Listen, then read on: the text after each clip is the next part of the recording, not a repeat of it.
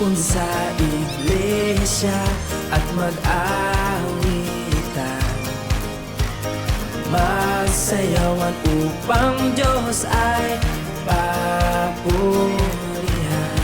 Siya'y naging tao at pumarito sa mundo, nagpapahayag ng katotohanan para iligtas tayo. Tinig ng Diyos, tinig natin, tayo'y inaangat at napagkasaya. Sa harap ng luklukan dumadalo tayo sa piging, sa harap ng luklukan dumadalo tayo sa piging.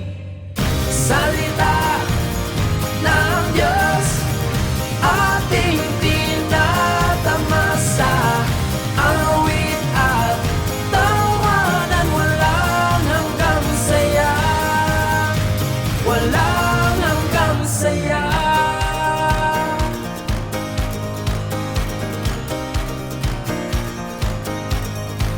Mga kapatid, nakikita-kita, malapit ang damdamin sa isa't isa. Di kayang ipahayag ang ating galak, masayang magsama-sama.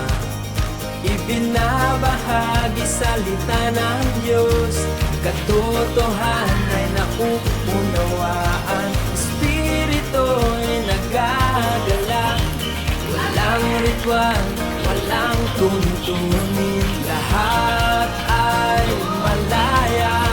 Walang ritual, walang tuntunin, lahat ay malaya. Salita ng Diyos ating tinatamasa, awit at tawanan, walang hanggang saya. Dumadalo tayo sa piging ng kasama ng pulero, buhay sa kaharian ay maganda. Salita ng Diyos sinabi at nililinis tayo, tayo ay napanibago. Tungkulin ng titino, galutan niya'y sinisikat. Pulos ng pulos, tayo ng kapayapaan at galak. Salita ng Diyos ating tinatamasa, awit at tawanan, walang hanggang saya, walang hanggang saya.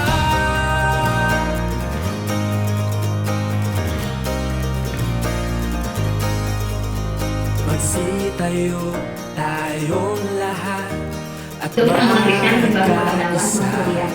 Pinalikos nila ang isa. Matutuhan sa pinamaayos ang iyong puri. At pupunan ng pangalan ng huli ng paghihintay ng Diyos. Ang kanyang aling nabis na makakita.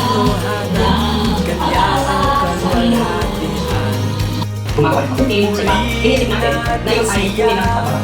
Ngunit, sa kanayan ang mga ay sumasama lamang din. Dahil, sa ating puso meron sa atin, makapito, mayroon po pagkakaan. Wala na akong demonstrate. Tulungan mo ako na mga kaibigan nila.